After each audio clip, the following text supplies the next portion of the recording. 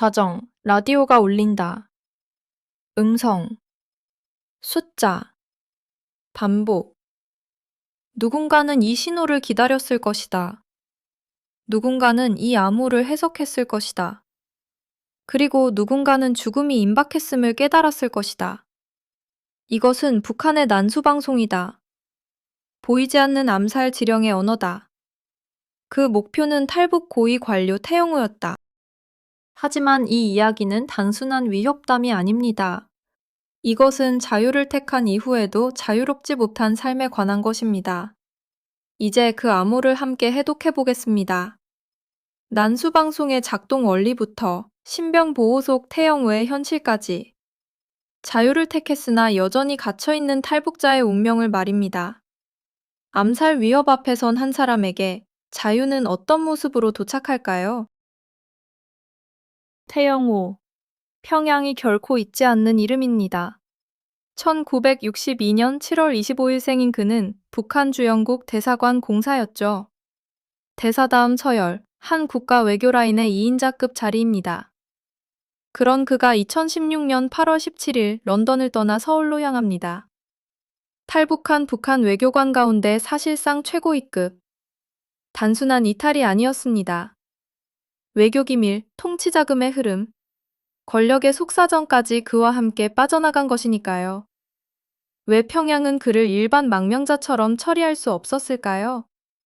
답은 그가 들고 나온 정보의 무게에 있었습니다. 30년을 체제 안쪽에서 살아온 사람이었습니다. 김씨 일가의 통치자금이 어떤 경로로 유럽 금융권을 거쳐 평양으로 흘러드는지, 외교관 자녀 교육 명목으로 빠져나간 외화가 실제로 어디로 흘러갔는지, 그는 그 결제선을 직접 거쳐온 사람이었죠. 서울에 도착한 4년 뒤 2020년 4월 15일 제21대 국회의원 선거에서 그는 서울 강남구갑의 미래통합당 후보로 당선됩니다. 2020년 5월부터 2024년 5월까지 한 탈북공사가 대한민국 의사당 안에 앉아 있었죠. 망명자가 입법자가 된 사례. 분단 70여 년 사에서 흔치 않은 장면이었습니다. 다만 그가 단상에 설 때마다 평양의 단파는 그 좌표를 따라 움직이고 있었습니다. 이제 평양이 그를 부른 도구를 들여다볼 차례입니다. 난수 방송. 숫자와 문자, 단어의 나열에 모스부호까지 섞어 단파 대역으로 흘려보내는 방송입니다. 대부분 음성합성된 여성 목소리로 송출되죠. 왜 하필 단파일까요? 단파는 전리층에 반사되어 수천 킬로미터 바깥까지 닿습니다. 국경도 검열도 가뿐히 넘죠. 라디오 한 대만 있으면 누구든 받을 수 있습니다. 인터넷처럼 무구가 남지 않습니다. 누가 언제 어느 주파수의 다이얼을 맞췄는지 송신 측은 알 길이 없습니다. 수신자의 익명성이 거의 완벽하게 보장된다는 뜻입니다. 대신 해독은 송수신자만의 영역입니다. 코드북 암호 방식이죠. 특정 도서의 몇 쪽, 극쪽의 몇 번째 글자를 지시하는 형태입니다. 같은 책을 갖지 않은 사람은 평생 들어도 의미를 잡을 수 없습니다. 책 한 권만 태우면 증거 자체가 사라지는 구조이기도 합니다. 북한이 운용해온 A2, A3 방송은 정해진 절차를 따릅니다. 게시곡이 흐른 뒤 호출, 조수, 즉 전문 세트 개수 발표, 그리고 난수 열거. 이 순서로 흘러가죠. 1960년대 모스부호 시절부터 이 절차의 골격은 거의 변하지 않았습니다. 형식의 보수성이 곧 보안의 일관성이기 때문입니다. 거의 모든 방송은 사전 녹음입니다. 즉흥이 아니라는 뜻입니다. 한 송출이 평양의 책상 위에서 계산되고 다듬어진 뒤 전파에 실립니다. 그 책상에서 다듬어진 숫자가 한 사람의 이름을 가리킨다면 무슨 일이 벌어질까요? 태영호가 망명한 바로 그 해, 2016년. 북한의 난수방송은 형식을 변경해 부활합니다. 새 포맷의 이름은 탐사대원을 위한 원격교육대학 복습과제. 학습과제로 위장한 것입니다. 기존 A3가 호출과 조수와 난수의 단순 나열이었다면 이 새 포맷은 결이 다릅니다. 페이지 1번부터 999번 사이, 번 1번부터 100번 사이의 숫자를 학생에게 묻는 듯한 형식으로 흘러가죠. 페이지와 번, 즉 페이지와 항목 번호입니다. 왜 하필 학습과제일까요? 라디오에서 흘러나오는 복습과제는 누구의 의심도 사지 않습니다. 위장이 필요한 자에게는 가장 안전한 외피였죠. 통신 자유가 제한된 환경에서 라디오 강의를 듣는 행위는 일상 그 자체이고 그 일상 안쪽에 지령이 숨어 있다면 외부 관찰자가 이상 신호를 짚어내기 어렵습니다. 대북 정보 분석가들은 5자리 안팎의 난수가 반복적으로 포착됐다는 증언을 남겼습니다. 3자리에 2자리 또는 2자리에 2자리. 페이지 번호와 글자 위치가 결합한 형태였습니다. 이 숫자가 무엇을 가리켰는지는 같은 코드국을 든 수신자만 압니다. 한 권의 책, 한 페이지, 한 글자. 그 좌표가 사람의 이름이 될 수 있다는 사실. 송신자와 수신자만 공유하는 비밀입니다. 같은 5자리가 어떤 날에는 평범한 단어를 가리키고 어떤 날에는 한 사람의 이름과 좌표를 가리킬 수 있다는 점. 이것이 코드국 암호가 가진 가장 오래된 위력이자 가장 무서운 모호함입니다. 그리고 그가 망명한 그 해, 평양의 단판은 다시 켜졌습니다. 우연이라 부르기엔 시기가 너무 정확했습니다. 숫자가 실제한 위협이었다면 그는 자신의 이름부터 지워야 했습니다. 2016년 망명 이후 한동안 그는 주민등록상 이름을 태고민으로 등록합니다. 백성을 구한다는 뜻을 담은 이름이었죠. 3년 넘게 그는 태고민이라는 이름으로 한국 사회를 살았습니다. 신용카드, 계약서, 우편물, 모든 공식 서류 위에서 그의 본명은 사라져 있었습니다. 은행 창구에서 직원이 이름을 부를 때, 택배 송장에 적힌 이름이 그를 향할 때, 그는 늘 태고민이었습니다.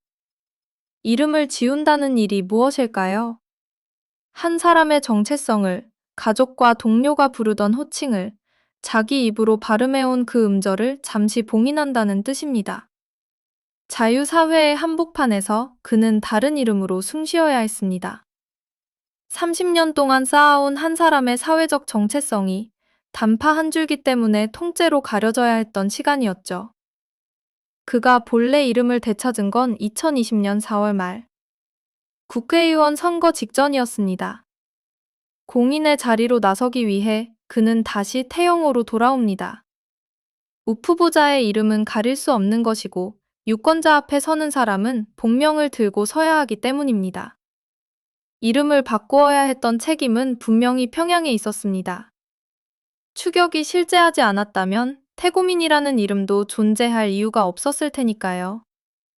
그러나 본명을 되찾는다고 해서 그를 둘러싼 보호막까지 사라지는 것은 아니었습니다.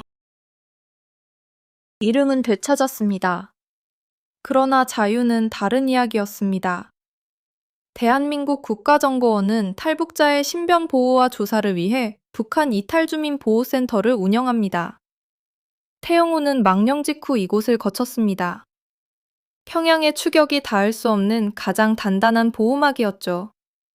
하지만 보호에는 대가가 따랐습니다. 이동 경로, 거주지, 외부 노출, 방문객. 모든 것이 협의의 대상이 됩니다. 자유롭게 거리를 걷는 일조차 그에게는 절차였습니다. 약속 장소를 정하는 일, 식당의 자리를 고르는 일. 차에서 내려 건물로 들어가는 동선까지. 일상의 가장 사소한 결정마저도 보호팀과 함께 검토되어야 했습니다.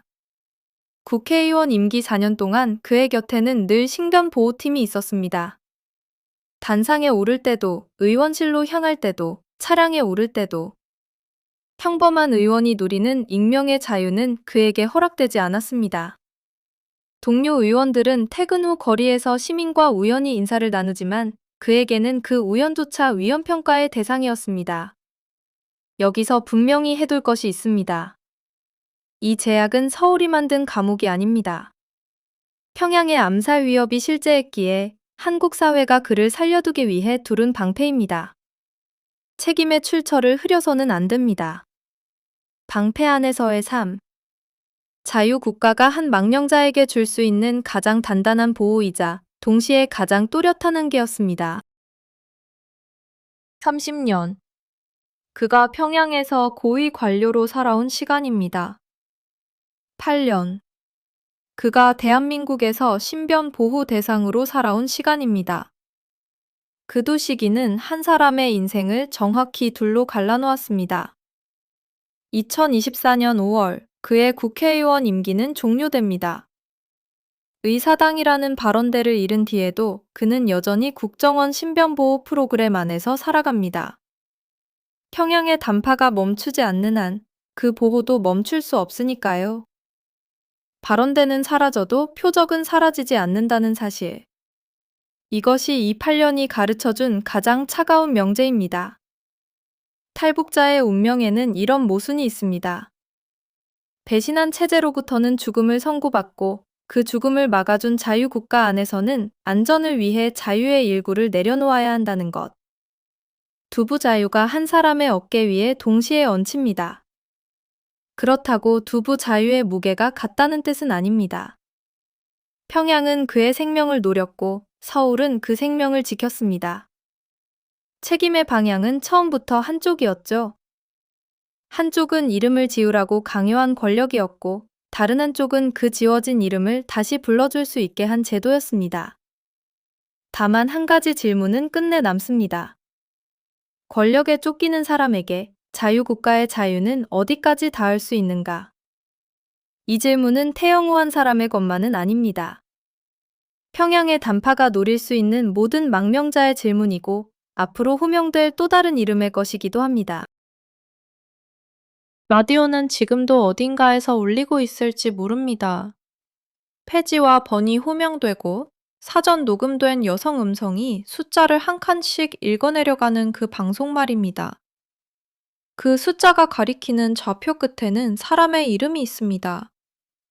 그 이름을 지키기 위해 누군가는 자신의 이름을 바꾸고 자신의 동선을 바꾸고 자신의 자유 일부를 내어놓습니다.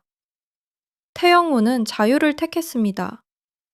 그러나 그가 택한 자유의 모양은 우리가 매일 아무 절차 없이 거리에서 누리는 그 자유와 같은 것이 아닙니다. 평양의 라디오가 마침내 멈추는 그날, 그가 도착한 자유는 비로소 온전해질 것입니다. 영상이 재밌으셨다면 구독과 좋아요 부탁드립니다. 다음 영상에서 만나요.